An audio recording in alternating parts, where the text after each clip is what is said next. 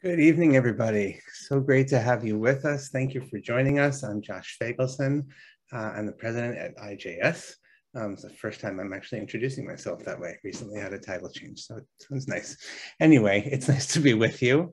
And thank you so much for joining us on this evening for this conversation with two of our teachers, two National Jewish Book Award winners this past year, two phenomenal teachers of Torah in the world in general, Joy Ladin and Erin Leib Smokler. I'm just so delighted for this conversation, and we're going to get there, and I'm glad we're going to get there in a minute, and I'm going to say more about them and about the conversation in just a second. I also want to take the opportunity right now to also just mention a couple of other things that are coming up in IJS life. If you're interested, ongoing right now, of course, is we're counting the Omer, and we're busy during the Omer period, and I encourage you to join us for our daily Sid, join us for our weekly Torah study that Rabbi Dr. Erin Leib Smokler teaches, and many more free opportunities to join us if you don't already during this period and anytime. Please check out our website for all that information, but specifically, there are two other upcoming programs that I want to plug while we're here. One is an incredible opportunity to study the teachings of Rabbi Sheila Peltz-Weinberg, one of our Vatikim, our pioneering teachers, which is a 4-week course on receiving and extending love, with a focus on Jewish prayer through meditation. This is an incredible opportunity to study with Sheila, and there are also live weekly practice sessions with another incredible teacher, Rabbi Miriam Margles, who, if you've ever had a chance to study with Miriam, you know how exceptional she is. If you haven't, this is your opportunity. The registration for that closes at the end of this month, and the course will run from May 29th for about a month. That's an incredible opportunity, so I want to encourage you to check that out and join us if you can for that. Additionally, last year we pioneered a wonderful new event that seems like it may be becoming something regular in the life of IJS, which is an evening of gratitude, a chance for our community to gather and express gratitude to this year to spiritual leaders, the various spiritual leaders, so many of them who have done so much to sustain us and nurture and nourish us over the last 2 years in particular, but over many more years than that. We're going to have a chance to we're profiling a number of wonderful individuals. There will be an amazing panel conversation as part of it. More details on all that coming soon, but that evening is going to be on June 7th, and we will be sending out more info in the coming days. So please join us for that as well, and put that on your calendar. Tonight's conversation, the last one of these that we did was with my teacher, Rabbi Irving Yitz Greenberg, and that was recorded because Yitz lives in Jerusalem. Tonight we're live, and so unlike last time, tonight we can do Q&A, which is what we always like to do, preferably. And so I want to encourage you to ask questions during tonight's event. We have some questions planned that we'll get started with, and then we want to leave plenty of time for your questions and to have a conversation about them. If you want to ask questions, to pose questions tonight, use the chat button on the bottom of your screen and send your chat to Q&A. You can find the Q&A name in where it says send chat to.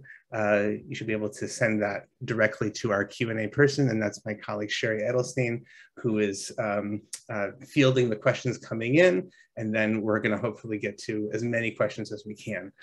So I want to encourage you to do that. All right, now to our wonderful guests, both of whose books are prominently displayed behind me, because that's what one does. We've learned these days on Zoom. And I've had the pleasure of spending time with both of their books recently, so it's been great. Rabbi Dr. Erin Leib Smokler is Dean of Students and the Director of Spiritual Development at Yeshivat Maharat, where she teaches Hasidism and Pastoral Torah. She's also a member of the faculty at the Shalom Hartman Institute of North America and here at IJS, where she writes original essays on the weekly Torah portion and teaches our free weekly class on the Parsha, as I just mentioned. Erin earned both her PhD and MA from the University of Chicago's Committee on Social Thought and her BA from Harvard University. She was ordained by Yeshivat Maharat Erin previously served as assistant literary editor at the New Republic magazine, and her writing has appeared there, as well as in the New York Times Book Review, the Jewish Week, and other publications. Her collection, Torah in a Time of Plague, Historical and Contemporary Jewish Reflections, was published by Yehudah Press and received the 2021 National Jewish Book Award in Modern Jewish Thought and Experience. Joy Ladin, Joy, you can tell me as of tomorrow, or maybe you read that when you said this to me. I didn't check if it's been published, but with the publication of Shekhinah Speaks by Silva Oscura Press, Joy Ladin will have published 10 books of poetry, including the National Jewish Book Award winner, the Book of Anna, and 2 Lambda Literary Award finalists, Transmigration and Impersonation. Joy, who became the first openly transgender employee of an Orthodox Jewish institution in 2008, also has a memoir of gender transition, was a National Jewish Book Award finalist, Through the Door of Life, and a book of trans theology and hermeneutics, Lambda Literary and Triangle Award finalist, The Soul of the Stranger, Reading God and Torah from a Transgender Perspective. Her work has been recognized with a National Endowment for the Arts Fellowship, a Fulbright Scholarship, a Hadassah Brandeis Institute Research Fellowship, and an American Council of Learned Societies Research Fellowship, among other honors. And she has been featured on a number of NPR programs, including an On Being episode with Krista Tippett interview that has been rebroadcast several times. Episodes of her online conversation series, Containing Multitudes, are available at jewishlive.org/multitudes. And links to her writings, readings, and interviews and talks are at her website, joyladin.wordpress.com. And maybe tomorrow we can put that link in the chat, joyladin.wordpress.com. All right, Joy, Erin, thank you so much for making this time to be with us. It's really a delight to have you here. Pleasure to be here. Yeah, thank you, Josh. And I love the way you've decorated your bedroom. It's always here. Always. All right. Well, thank you for the opportunity. Joy, I'm going to start with a question for you. The Book of Anna has had at least a couple of lives. You first published it in 2006, so 16 years ago, and republished it last year. It goes without saying that a lot has changed in your own life and in the world in that time. I'd love to invite you to reflect on these multiple experiences of publishing the book. What, if anything, you notice on that reflection? What's remained the same? What's different? How, if at all, you feel you've grown in that time? How has your relationship with Anna changed? So I would just like to start us with that. Oh, thank you. And it's not only Anna that's had a couple of lifetimes, and that's really been me also. And they overlap pretty well. I wrote Anna during the period when I was working really hard to build a life as a man. You know, I had a growing family. I was an aspiring academic. I took a Chaucer class that was really helpful in terms of learning how to write monologues in the voice of characters who both know more and know less than readers do. And I was clawing my way toward a secure teaching position. Anna was finished while I had a Fulbright. Weirdly enough, it was easier to get a Fulbright than to get a tenure track job. And yeah, I know, that's very strange. It wasn't published till a couple of years later, but it was written during this period of frenzied and kind of desperate activity. But by the time I was readying it for publication, I knew that life was coming to an end, and I didn't know what was going to follow it. So Anna was, in a way, the culmination of that life, but also the launching pad for the next part of my life, both because on the strength of Anna being published, I was able to apply for early tenure, so my family didn't become homeless when I transitioned. That's a real plus. And also because living with Anna gave me an education in how narrow and undeveloped my ideas of what women were and could be were. So when I look back on when Anna came out and compare it to my life now, there's really very little that is in common. I would say that something that there have been a lot of losses, but something that I'm really happy about is Anna shocked me pretty much on every page that I wrote, because she just refused to be anything other than herself. And I had always refused. You know, I was willing to be anything other than myself. I'd refused to be myself all of those years. And now I would say, although I'd like to think I'm a little easier to take than Anna, I'm closer to not being anything other than myself.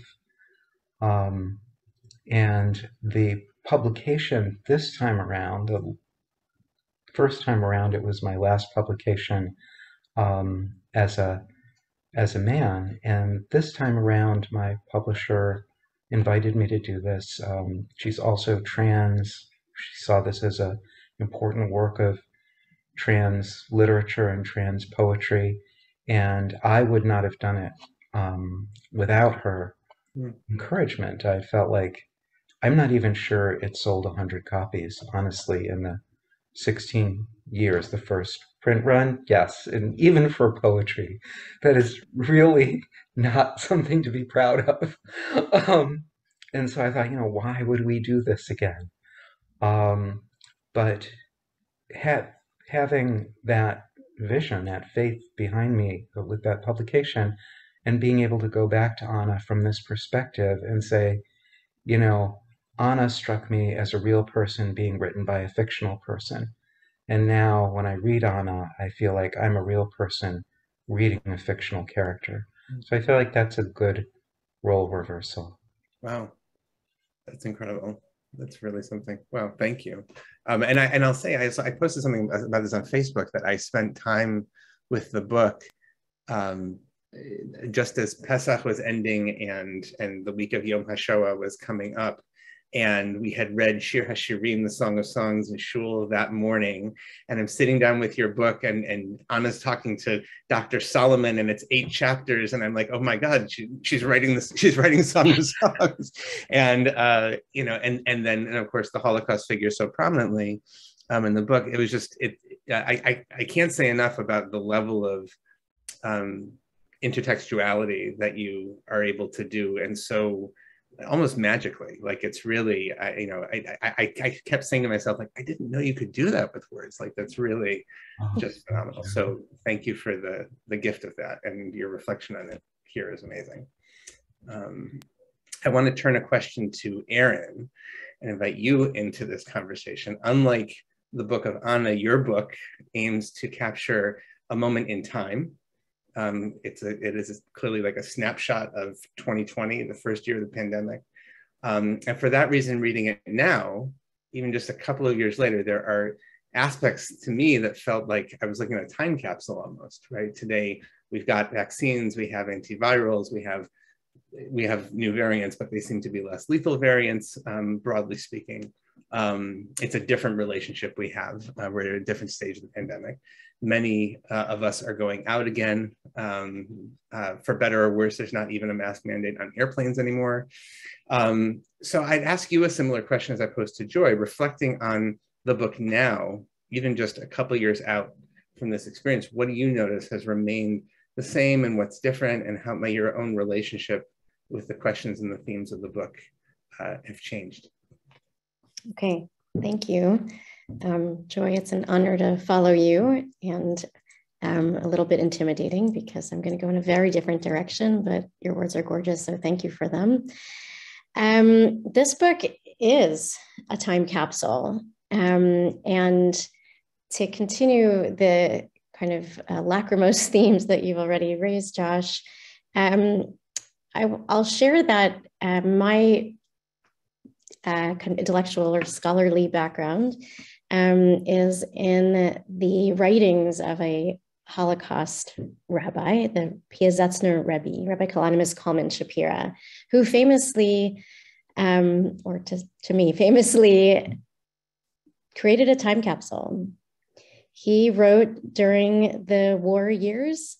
Every week, he wrote his, homilies or divrei Torah down, and ultimately he buried them together with others. He wasn't the only one who did that, and they were found after the war. And lahavdil, as we say, I knew that we weren't living through the Holocaust, but I carried that image of a kind of living archive, frankly, with me into the pandemic, and was very much motivated to create a kind of time capsule. So in that sense, I'm grateful to hear that it has those resonances for you, and it was indeed the intention. Your question was about continuities and what it feels like to read it now. I feel more continuities than discontinuities. I am not so sure how far out of this we are. And I think that one of the lessons that we were even speaking about during the early parts of the pandemic were the ways in which the pandemic laid bare truths that were, unfortunate realities of our society. And those are no less true today than they were then. Whether it was, inequality, racism, those kinds of again, social cultural issues that came to the surface during that time.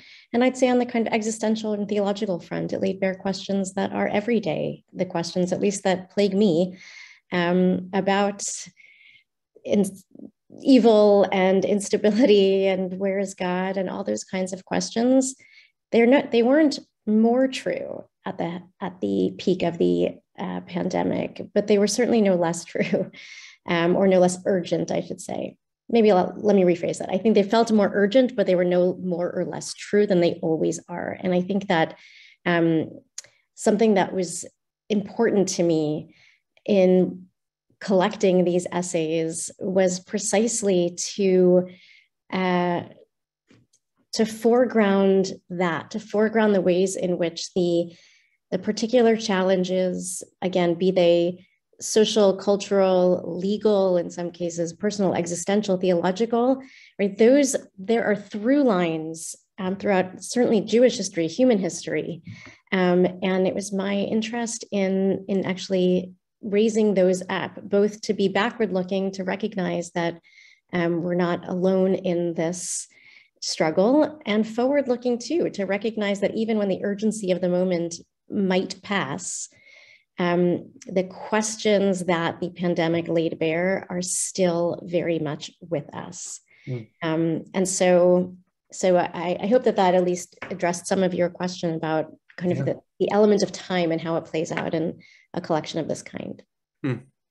Thank you. I mean, I'm curious also to ask both of you. Well, first of all, I want to make another plug again. A, the books are in the links to buy the books are in the chat if you haven't bought the books. Two, B is if you have questions, please send them to the Q&A.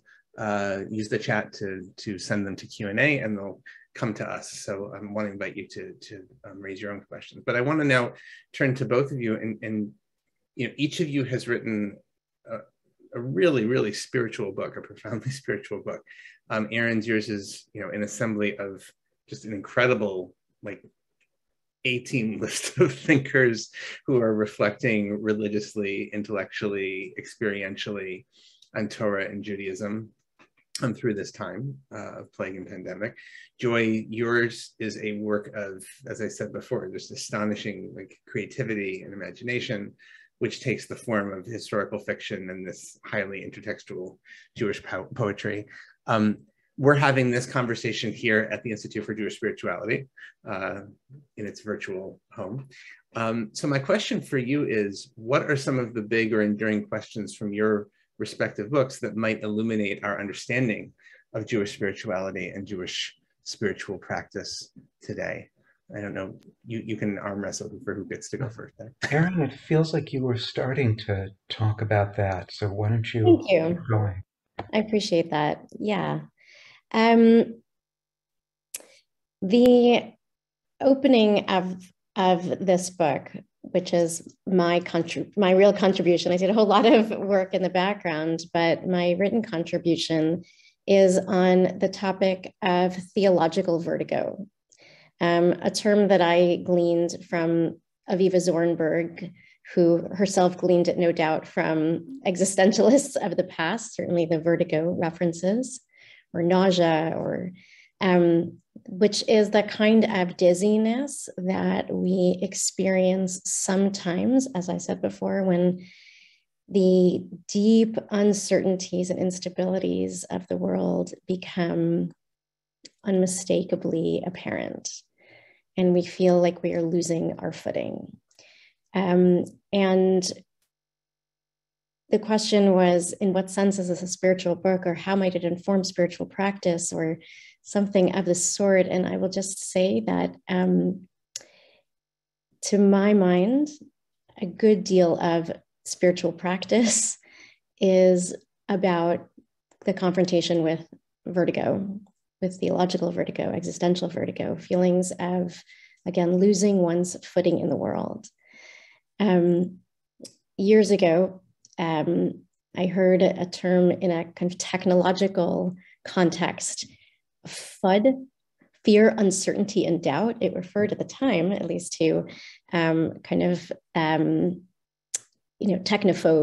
myself included, right, who experience fear, uncertainty, and doubt when it comes to new technologies.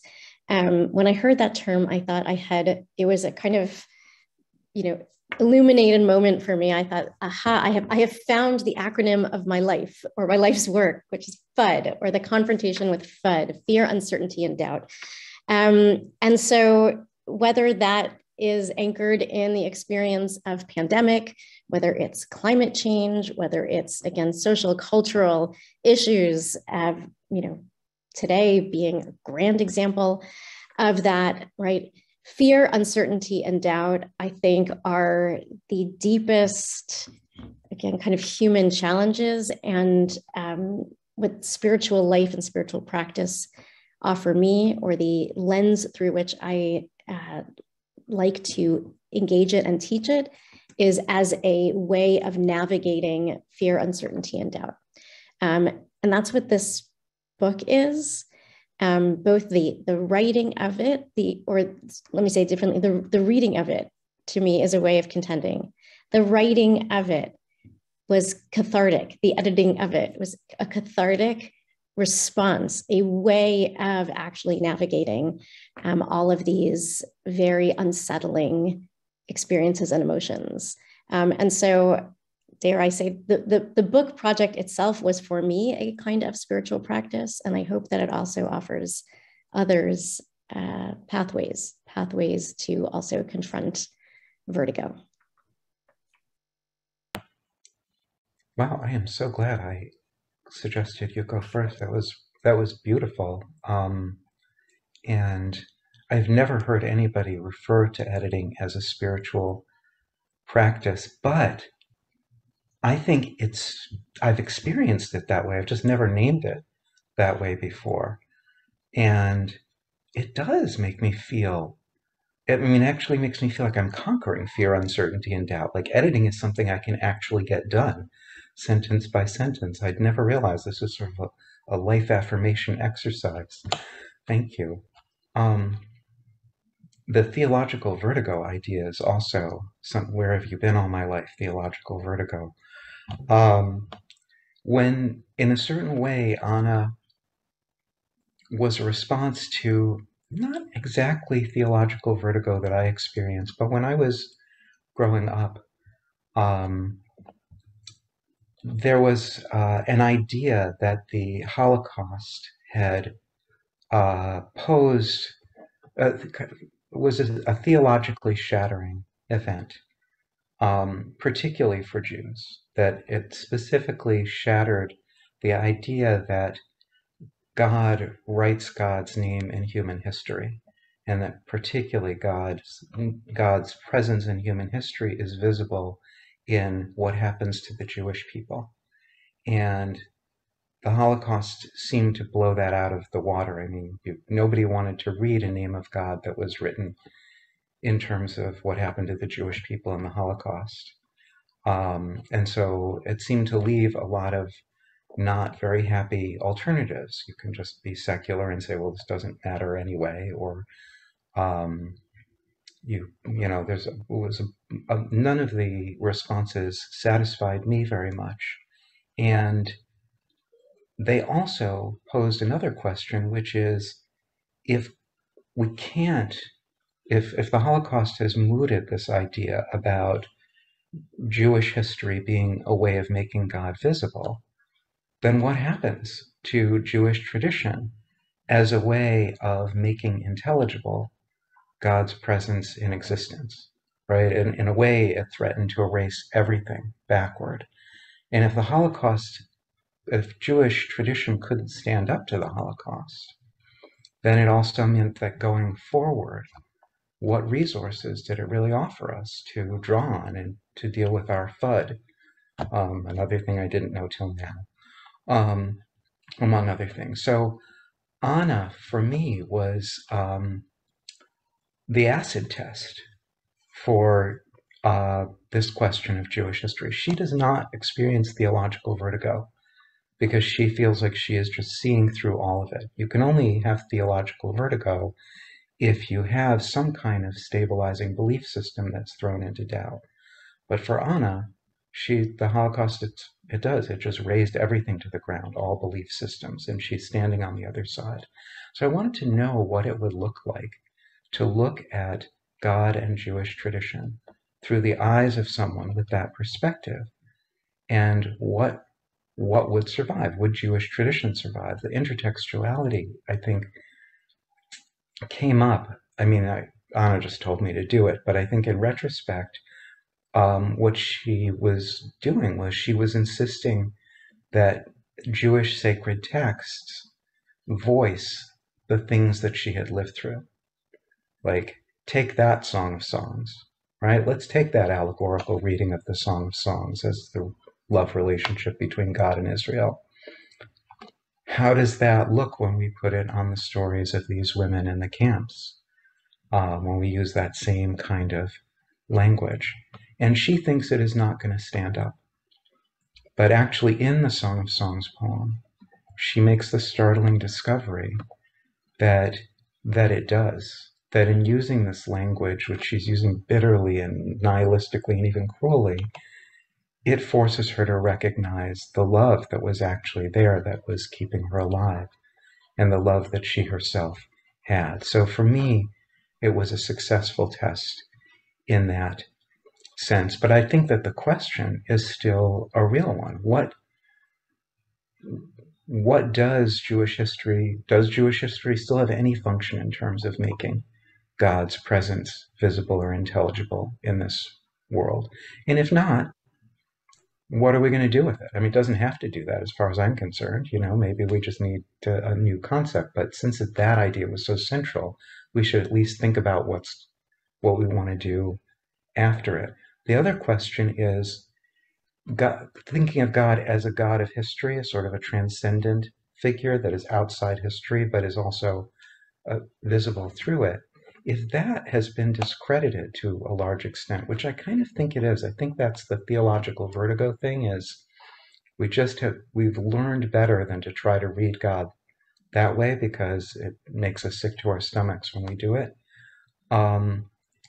What's the alternative to that? And Anna, interestingly, who does not care for God at all, does have the answer to that. For her, the answer is God is just the presence that won't go away.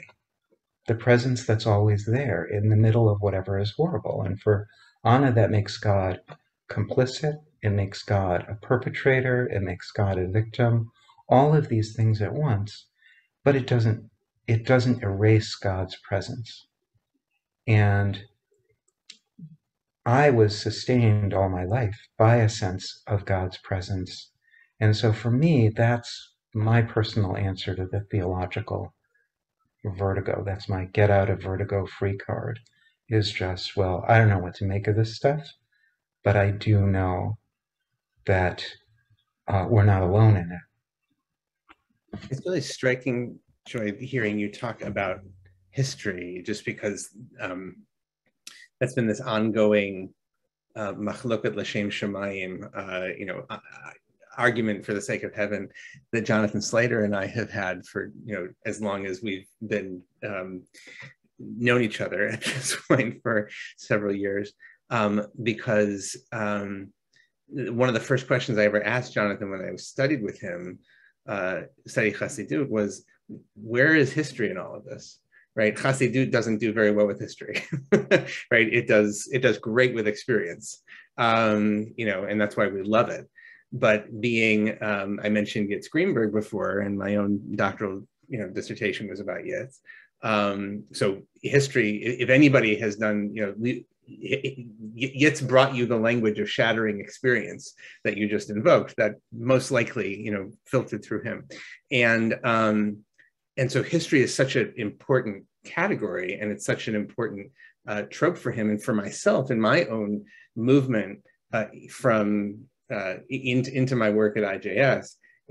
I've noticed for myself how much the question that you're raising has been one that I've had to kind of reckon with, and I have to say, like, I've wound up in a similar place to you. Like I mean, I know that at a certain point I'm going to have to come back. I almost feel like I'm bracketing the question for a minute, but I wonder for Erin, just to go there for a second. The Piazetzner of all people, I think, sort of brings this question home, right? Because, okay, you've got the Hasidic, wonderful inner experience, great, history is not so relevant, whatever, and it's the middle of the Warsaw Ghetto, and you can read his Dreshot, and you can see how the walls are closing in, and his theology is being pressed by history. It makes me think of that Adrienne Rich poem about the beak and talons of history. I think that are impinging on our personal space. She sort of says it so much better than I ever could. But where we're trying to make a life we could believe in, saying I, right? Mm-hmm. So I wonder, though, how you respond to that question of Joy's. And I just, before I go there, we did get one very, just a clarifying question. We've mentioned intertextuality, if that's a fancy academic word that you might, that might be new to anybody. Intertextuality is just the reference to when, tell me if this is how you understand it, but when we have two texts, right, that are speaking to each other. We're writing something, that is working in reference to another text, and so it's almost a portal. So when Joy is writing in the book of Anna, a clear reference to the book Song of Songs or other books from Jewish tradition, that's an example of intertextuality. Everybody who has done a Seder has engaged in intertextuality. Exactly. So Erin, to that question about history and Hasidut and the Piazetzner invitation to respond. Great. What a great direction to go in. Thank you. My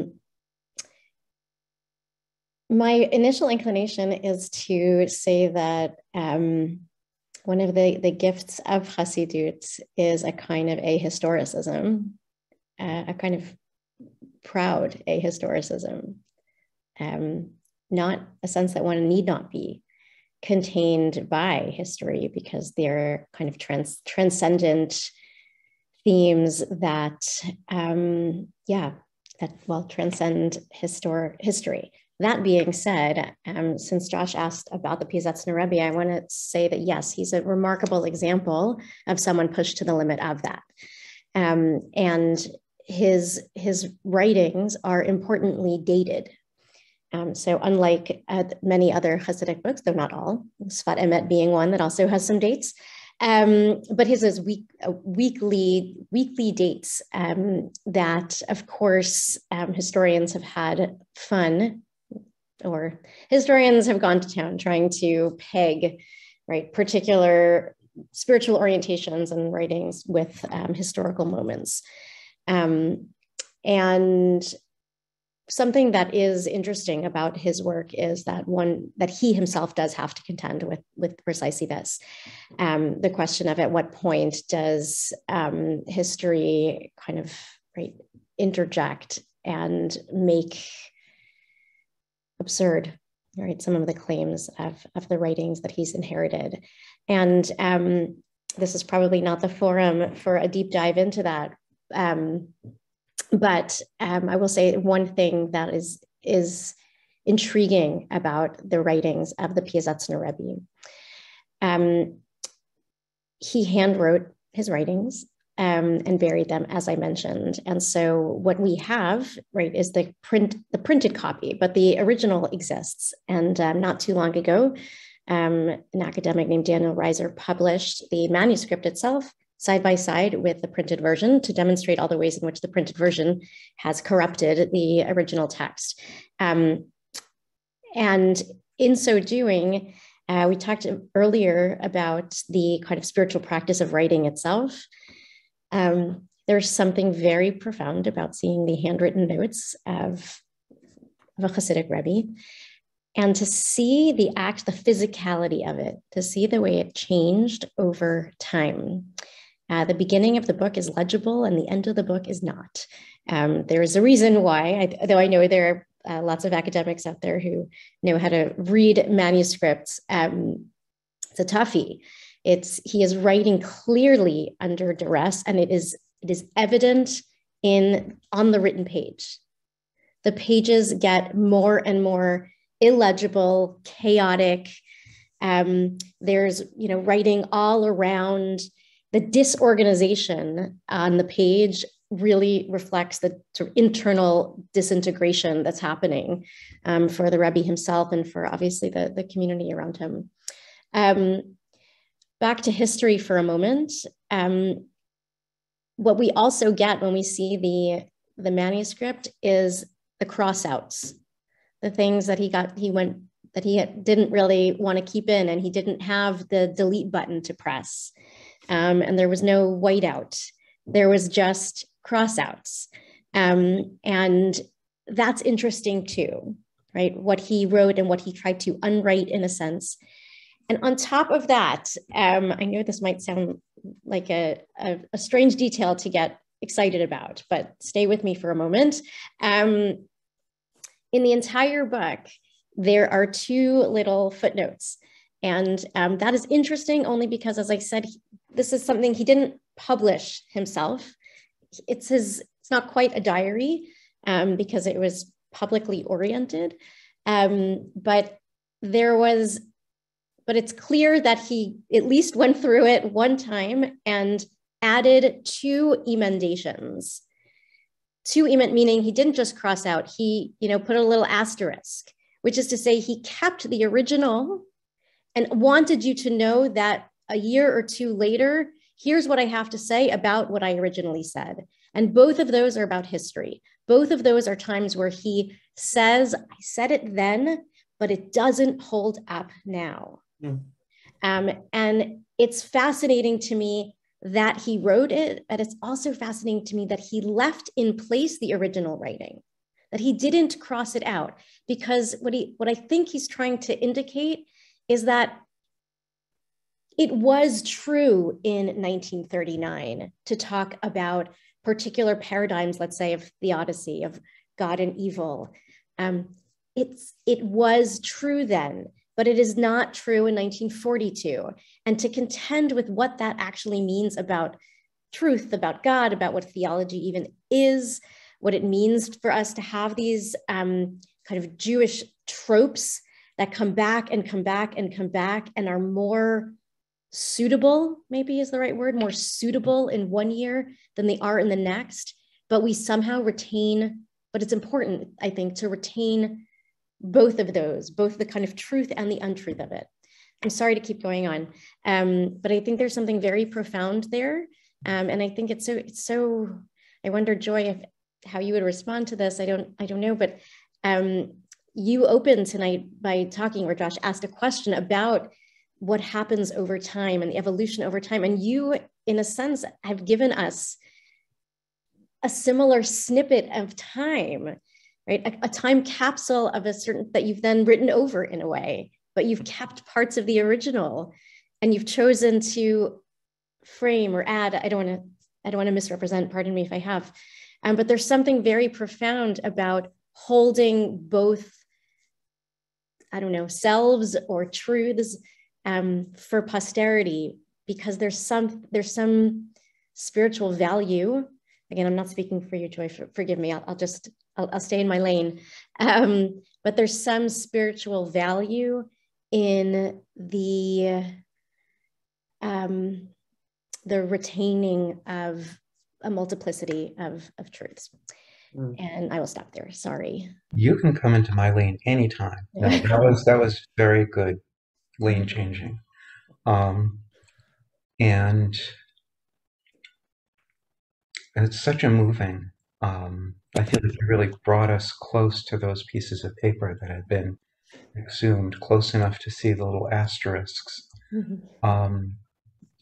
When I think about the sacred history books, like books of Samuel and Kings in particular, that reminds me of that emendation, because I feel like the idea of writing sacred history, it is in a certain way about how what looks true to human beings, the choices that human beings make in different historical situations, that is an important part of the record.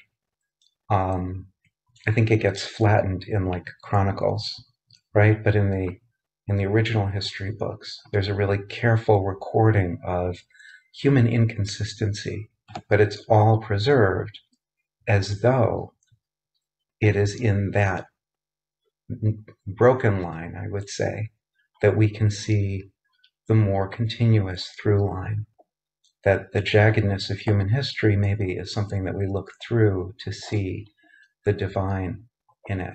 And I feel like you gave us a really beautiful example of that at such an intimate level. Yeah, thank you. In my own life, I think, just personally in terms of transition, I don't think that I have achieved, I think there's a Platonic perspective for transsexuals from which we look down on every moment of our lives and see it all as part of a whole. And I don't see my life that way. I don't even see the same person in that way. And I feel like I often have to go back and almost make these forays into a past that feels so wrong to me, to say, no, see, like that's still a piece of me, or that's something that I grew out of, because the truth is that in our shifting truths, that is where we do our best work in all of the shifting contradictions. So thank you for that. That was beautiful. It's really, it's striking to me hearing both of you, right? The question of theological vertigo that you referenced, and Joy, your reference to just what you just said, this constantly moving, developing, right? And there's not a fixed point. And again, to go to the day's news, just to gesture at it, something you might have thought was fixed and settled is not, in fact, ever fixed and settled, right? It's constantly, and whether you live in a democracy or any place else, you could live in Russia or in wherever and know that too. And so much of our work, IJS, it's no secret here to say that when people, I came on in my job in January 2020 or February 2020. So I had about 6 weeks of normal, but the pandemic has been horrible for the world, and it's been amazing for anybody in the mindfulness meditation business, right? Like it was like business was gangbusters. Why? Because it revealed for many of us who might have thought these things were settled, right? Oh, it's not settled at all. And it was a moment of collective mass trauma when those of us who might not have otherwise felt it, experienced it, everybody was affected. but it just brought us back. The people who've been doing this all along, right, that's what they've been living with and practicing for every day. It's what we do. And so, and I'm struck by the ways in which, one of the phrases that we go to constantly in our work is the notion of HaMechadesh b'chol yom tamid ma'aseh b'reshit, right? That God, the divine, recreates every day at every moment, right? Creation is recreated anew, which can be a wonderful invitation, but also the shadow side of that is, oh my God, how destabilizing is that? I thought creation was done. No, it's not. It's actually constantly ongoing, right? And so learning to be able to live with that, to manage the profound emotional, intellectual, physical life, right, that comes with that is something that I think just increasingly, I feel it now, it's certainly on a daily basis. And I think all of us do. So I think you're both putting really beautiful words to that. So thank you. There have been a few questions that have come in, and I want to just give a little space for some of the questions from our audience as well. So there's one question here, Erin, this is directed at you, but actually Joy, before we got on, this is also directed at you, because before we got on, I mentioned this is going to be recorded, so it's for posterity. You mentioned something about, as a poet, you're always like you're hoping that my work will be read by somebody 100 years, but this is the question. I was struck by what you said about the disorganization / disorientation seen in the Piasetzner's writings.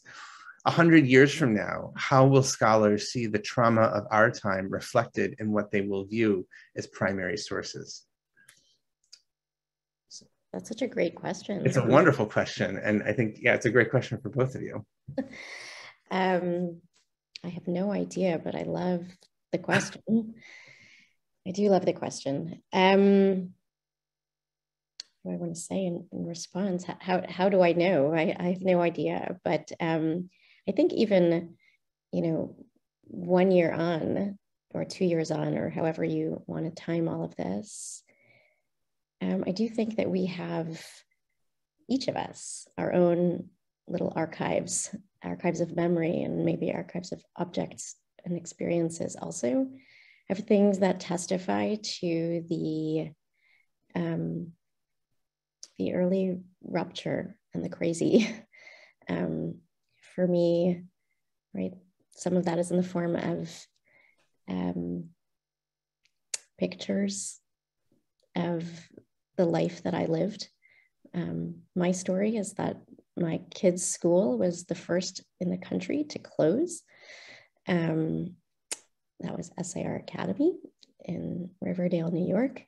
And we left town for what we thought was 5 days to kind of ride out this odd thing called quarantine. And we took clothing for 5 days and stayed for 7 months in the Berkshires, which was itself both a healing balm and a total change, shift, crazy situation. And so that was obviously just my own personal story. And of course, it's only one little snippet of it, but I guess I'll just say that I think we'll all have versions of the crumpled pieces of paper with notes, random thoughts, things that troubled us in the middle of the night. I suspect that we'll all have versions of those that we will look back on and others will look back on as a reminder of how we were all differently, but all displaced and affected in different ways.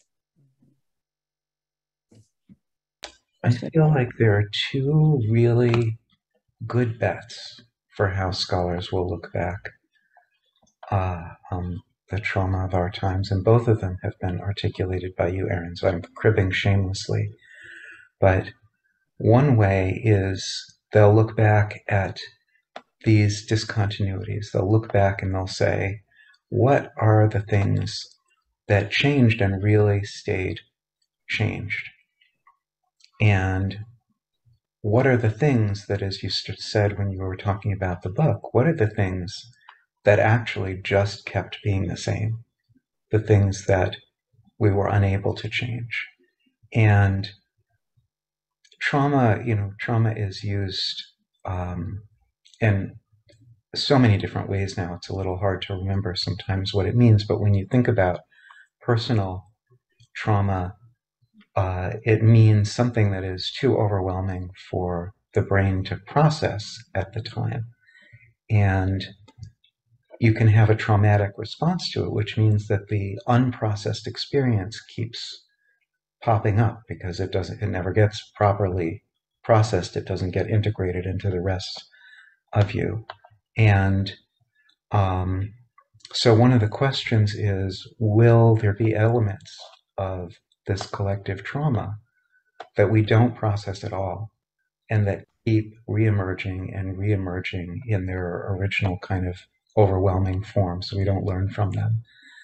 And or will there be aspects of the trauma that we do collectively process so that we become larger people, a larger society, a more whole society for the way that we've been broken and then had to heal? Which I think takes you back, Joy, to the Holocaust, right? I mean, what you're describing, you could just as easily copy paste 1952 in Prague, right? Or wherever. Absolutely. So when we read Lamentations, I'm like, we've gotten really good at the whole genocide thing. It's not really a skill that a people wants to perfect, but it's. Yeah.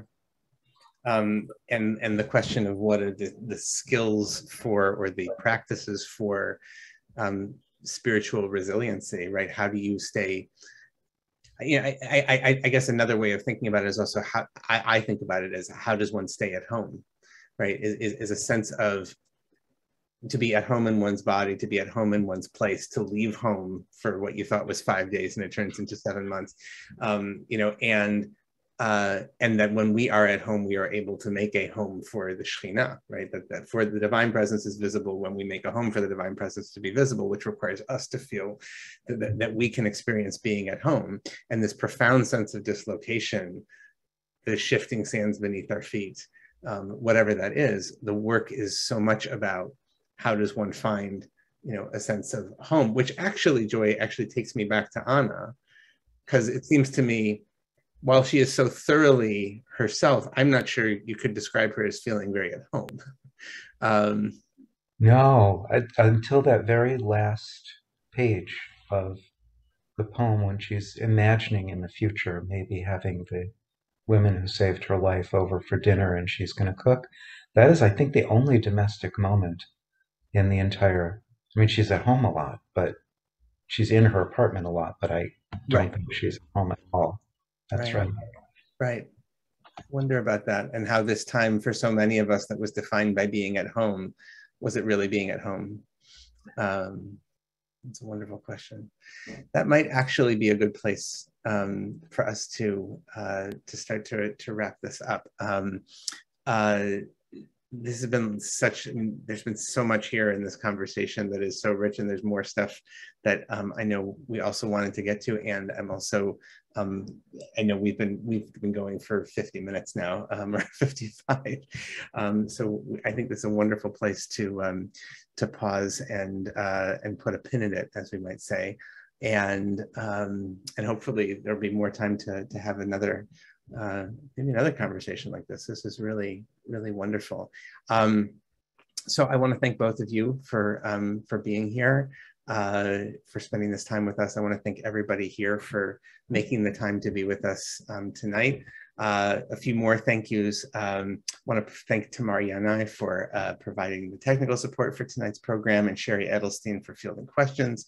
And I also wanted to say today our work is more important than ever. As I mentioned before, we count on support from people like you so we can offer programs like tonight's event and continue to expand our audience and increase our impact. If you are moved to do so, please go to our website's donation page. The link is there, and you can make a donation in honor of our teachers, our faculty members, award-winning authors, and this wonderful conversation. So thank you both, with blessings for continued good health and well-being in this time, and a pleasant counting of the Omer.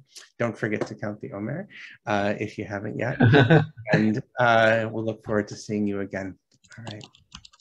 Thank you so much, everybody. Thank you, Josh. Thank you, Erin. It's been such a pleasure and an honor. The same. Thank you. And it was a masterful, Josh, it was a masterful way of bringing together what seemed like really divergent works. I'm deeply grateful and very much enriched as a consequence of it. So truly, thank you, both of you. Anytime. All right. Thanks, everyone. Have a good evening.